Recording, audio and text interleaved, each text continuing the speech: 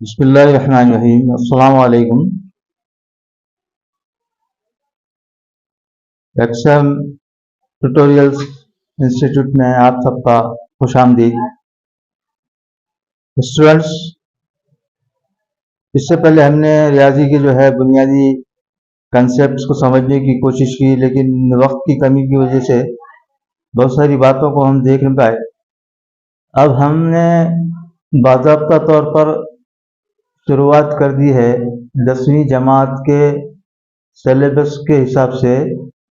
महाराष्ट्र राज्य पुस्तक निर्मिती क्रम संशोधन मंडल पूना जो है, उसके तहत जो सिलेबस है 10वीं जमात का, तो उसके हमने सवालात को हल करने की शुरुआत कर दी है, जिसमें हमारा सबक नंबर 1 जो है अलजेब्रा के अंदर में रियाजी हिस्से अव्वल का 2 मुतग़य्यरी ख़त्ती मसावात है। इसकी हमने कल तारीफ समझी। इसके जो है एक तरीके से मसावातों को हल करने का हमने मुशाहिदा किया। आज हम इसके जो है दूसरा तरीक़ा है ग्रामर के उसूल से के नाम से, उसके तरीक़े से सवालात को हल करने की कोशिश करेंगे। ये 2 मुतग़य्यरी ख़त्ती मसावातों को ग्रामर के ज़ाब्ते के तहत हल करना, तो ये मैं समझता हूँ कम से कम 4 मार्क का सवाल कंपलसरी आना है आपको। इसके 2-3 तरीक़े हैं, इसमें एक तरसीम का भी तरीक़ा है। तो हमज़ात ख़त्ती मसावातों को इख़राज के तरीक़े से हल करना, या ग्रामर के उसूल से हल करना, या तरसीम के तरीक़े से हल करना, लेकिन एक 4 मार्क का सवाल इसमें बिल्कुल आना ही आना है। अभी हम वक्त की कमी की वजह से, क्योंकि अभी 10वीं के इम्तिहान थे बच्चों के, तो हम ज़्यादा मशक़ नहीं कर रहे सवालों की, लेकिन आप घर पर मशक़ कीजिए यहाँ पर कंसेप्ट को समझकर। और रियाजी के अंदर मैंने बताया कि ज़ाब्ते सबसे अहम हैं, ज़ाब्तों को याद कर लो अच्छी तरह से, ज़ाब्तों के इस्तेमाल को समझो, सवालात खुद ब खुद करते जाएंगे।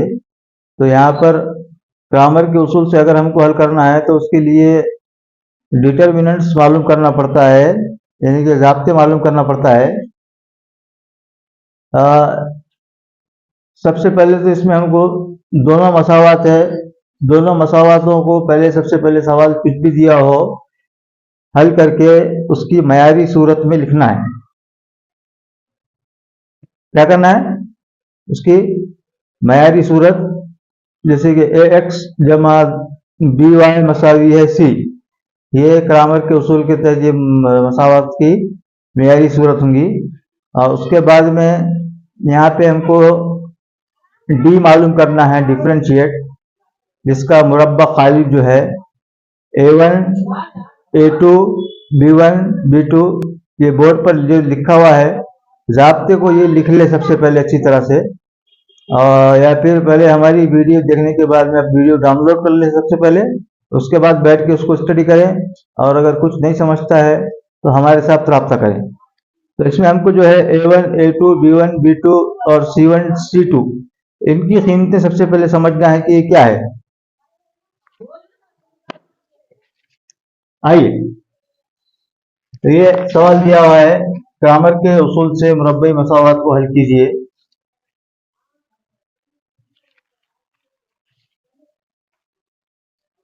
चार नंबर के लिए मुरब्बा खालिद की कीमत मालूम करना हम इसी सवाल के अंदर में समझ जाएंगे, इसको अलग से पढ़ने की जरूरत नहीं है।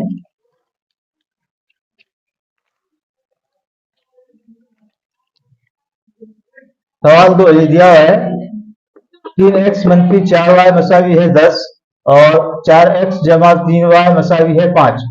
तो हल करते वक्त में सबसे पहले ये देखो कि मसावात जो है मयारी सूरत में लिखी हुई है कि नहीं। ये मयारी सूरत में लिखी हुई है मसावात यहाँ पर। तो अब हमको मालूम करना है a1 a2 b1 b2 c1 c2। तो यहाँ पे x का ज़रीब जो रहेगा वो a रहेगा, तो पहली मसावात का a हम उसको a1 नाम दे रहे, उसकी कीमत क्या है 3।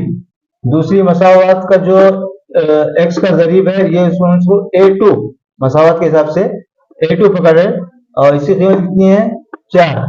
उसी तरह y का जो ज़रीब है तो b1 है, यानी कि -4, और इधर दूसरी मसावत में y का ज़रीब है तो b2 है, यानी कि 3।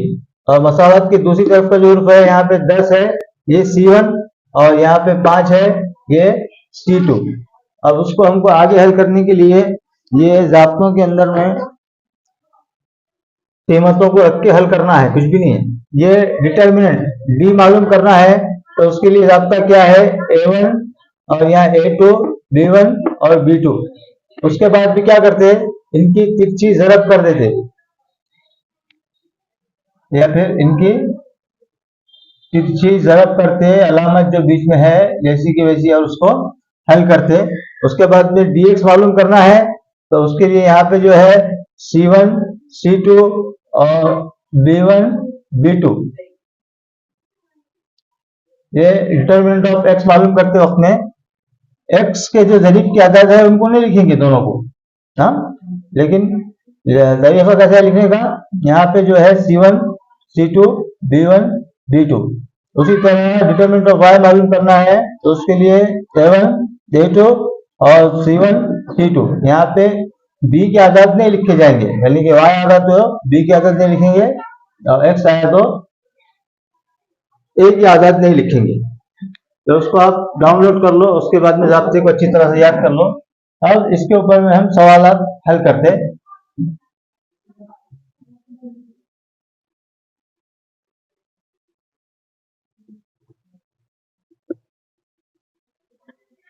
देखो बहुत ज्यादा इम्कान है 4 नंबरात के लिए, 4 मार्क के लिए है इस तरह का सवाल पूछने के। अब ये 2 मसाला दिए है, हमको हल करना है। हल करने का मतलब ये है कि मुतग़य्यरों की कीमत मालूम करना है। यहाँ पे x और y की कीमतें मालूम करने का है। जवाब बोर्ड के पेपर में हल करते वक्त में सवाल लिखने की जरूरत नहीं है, सवाल नंबर डाल के उसके बाद में उसको हल कर लिख दो और सवाल हल कर दो।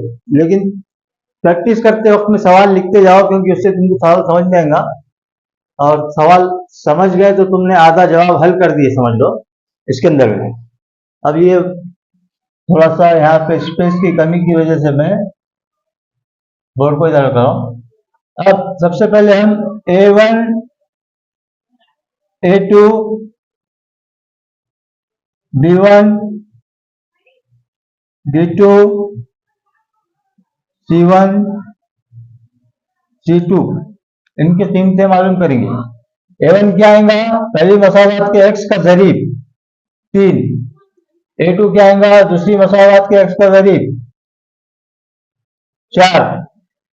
B1 आएगा y का ज़रीब, B2 आएगा दूसरी मसावत के y का ज़रीब, C1 आएगा खाली अदद पहले मसावत का, और C2 आएगा दूसरी मसावत का अदद। मसावत को हम जब मैनवी सूरत में लिखते हैं, a x जमा b y मसावी है 0, तो ये a और ये y का ज़रीब b। अब यहाँ 2 मसावत है, उसके लिए हमने उसको A1 और A2 ऐसा नाम दिए हैं, B1, B2 इस तरह के नाम दिए। तो इसको सीधा सीधा सबसे पहले हमको मालूम करना है इसका डिटर्मिनेंट, यानी कि D। ये लिख लो, आप समझ लो, D मालूम करना है। इसको मुरब्बा खालिद के अंदर में रखो। जब D मालूम करेंगे तो यहाँ A1 और A2 और यहाँ B1 और यहाँ B2, ये उसका ज़ाब्ता है लिखने का। अब इसके अंदर में हम क्या करेंगे, जो मसावत के अंदर में कीमतें दी हुई है A1, A2, B1, B2 की, उसको सबसे पहले उसकी जगह पे रख देंगे।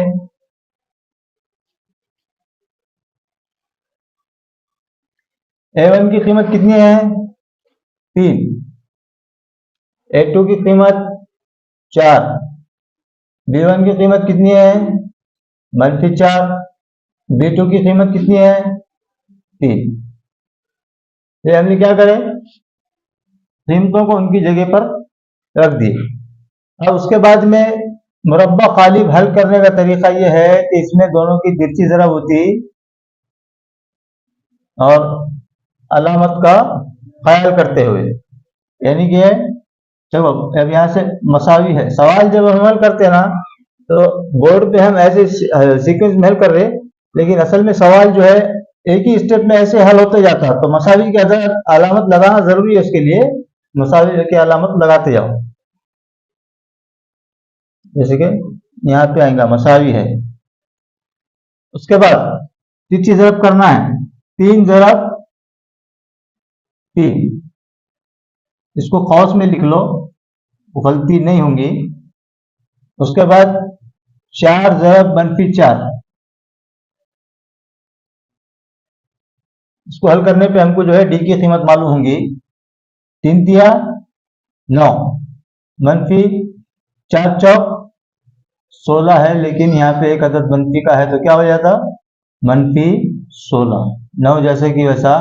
अब ये मनफी और ये अदद जरब में है, तो ये मनफी से मनफी जरब करे तो कितना होता, जमा। मनफी जरब मनफी क्या हो गया, जमा। और यहाँ पे आ गया 16। अब 9 जमा 16 कितने हो गए, 25।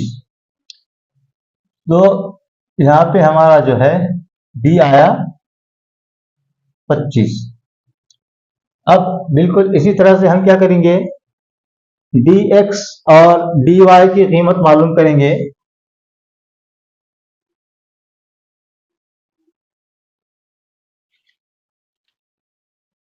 ठीक है, यहां तक आ गए। अब D of X, determinant of X मसावी है, क्या है हमारा ज़ाब्ता, C1 बटे C2। ज़ाब्ता देख लो इससे पहले, उसके अंदर कीमत रख लो। यहाँ पे आएगा C1 की कीमत कितनी है, 10। C1 की कीमत कितनी है,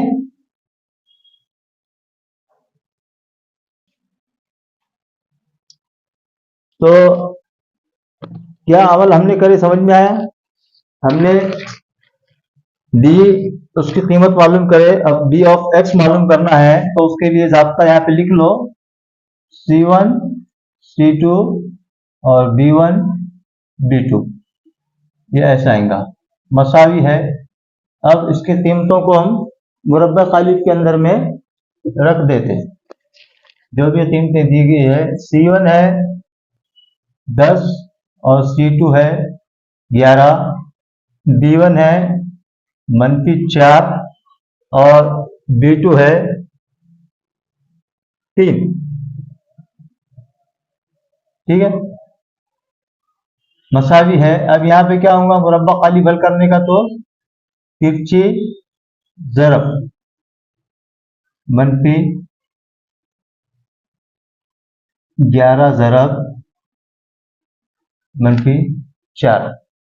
अब उसको हम हल करेंगे, 10 जरब 3, 10 तिया 30। अब यहाँ पे बीच में जो है मनफी की अलामत है, दूसरे अदद को कौस में लिख रहे, 11 चौक 44, लेकिन एक अदद मनफी का है तो क्या आ जाएगा, मनफी। मसावी है 30। अब ये मनफी जरब मनफी जमा हो जाएंगी, और यहाँ है 44, 44 जमा 30। हल बाजू पेपर के अंदर में भी जो है ऐसे रफ अमल करो, गलती नहीं होती, उसके लिए कुछ वो नहीं, स्पेशल सप्लीमेंट लेके उस पर हल करो, आप कोई मसला नहीं कर सकते। तो यहाँ पे है 74। किसकी कीमत है ये, डी ऑफ एक्स मसावी है 74। डी की कीमत हमने मालूम करे 25 है, डी ऑफ एक्स 74। अब हम मालूम करेंगे डी ऑफ वाई, इसका भी सेम मतलब तरीका वही है, ज़ाब्ता वही है। अब इसमें कैसा है, डी वाई मालूम करते वक्त में वाई वाले जो ज़रीब आदाद है उनको नहीं लिखेंगे, बल्कि इसका ज़ाब्ता है C1 C2 A1 A2। इसको हम सिर्फ इसकी कीमतें रख देते हैं, A1 A2। A1 है 3, A2 है 4, सॉरी यहाँ पे पहले C1 और C2 रखना है। तो C1 है 10, C2 है 11, A1 है 3, A2 है 4। अब इसको हल करो तिरछी तरफ करके, 10 ज़रब 4। हल करते वक्त में काउस में रख के हल करो, गलती नहीं होंगी। मसावी है 10 चौक 40। अब यहाँ पे जमा की अलामत है तो ये फर्क नहीं पड़ेगा, तो 11 दिया 33। 40 में से 33 गए तो कितने बचे? 7। 40 में से 33 गए तो 7। अब हमको मालूम हो गया डी की कीमत भी मालूम हो गई, डी ऑफ एक्स मालूम हो गया, डी ऑफ वाई मालूम हो गया। डी की कीमत कितनी है? 25। ठीक है, देखो एक मिसाल में जरूरी नहीं है कि समझ में आ जाना, लेकिन गौर से देखते रहो और उसकी प्रैक्टिस करो खुद से। अगर तुमको दुनिया का कोई बेहतरीन समझदार इंसान भी पढ़ा रहा, अगर तुम प्रैक्टिस नहीं करते तो उसका तुमको कुछ फायदा होने वाला नहीं। अब यहाँ पे हमको एक्स और वाई मालूम करने का है, तो एक्स और वाई का जाब्ता भी है, ये जाब्ता भी लिख लो। एक्स मसावी है डी एक्स बटे डी। तो एक्स मालूम करने के लिए हमको क्या करना है? सिर्फ जो कीमतें हमने मालूम करे इसको जाब्ते के हिसाब से हल कर दो। सबसे पहले ऊपर डी एक्स है, डी एक्स की कीमत कितनी है? 74 बटे डी की कीमत कितनी है? 25। 74 बटे 25। अब ये तकसीम हो सकता, हल हो सकता नहीं हल होता, इसको छोड़ दो यहीं पर। तो x की कीमत आई हमारी 74 बटे 25। इसी तरह y मालूम करना है, तो y मालूम करने का जाब्ता है determinant of y upon d। dy कितना है? 7 बटे d कितना है? 25। 7 बटे 25, ये भी जो है आगे तकसीम पजीर नहीं है, इसलिए y की कीमत क्या हो जाएगी? 7 बटे 25। एक बात ध्यान में रखो, रियाजी के अंदर में जवाब किसी भी सूरत में आ सकता, जरूरी नहीं है कि वो कोई एक अदद मुकम्मल अदद हो। वो कसर भी हो सकती, जजर में भी हो सकता, जवाब कुछ भी हो सकता। तो यहाँ पे जो है x की कीमत है 74 बटे 25 और y की कीमत है 7 बटे 25। इसको देख लो, समझ लो अच्छी तरह से।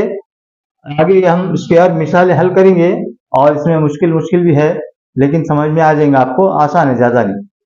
ठीक है, सबसे पहले तो है सबका शुक्रिया, आप जो भी वीडियो देख रहे हैं हमारे को रिमोट। तो लेकिन आपसे गुजारिश है कि अगर आपको मतलब हमारा ये चैनल और हमारी जो है टीचिंग स्टाइल है ये पसंद है, तो इसको दूसरे बच्चों को, अपनी क्लास के बच्चे जिनके पास है इनको शेयर करो और चैनल को सब्सक्राइब करो। हर आने वाली वीडियो आप तक वक्त तक पहुंचेगी। अल्लाह हाफ़िज़।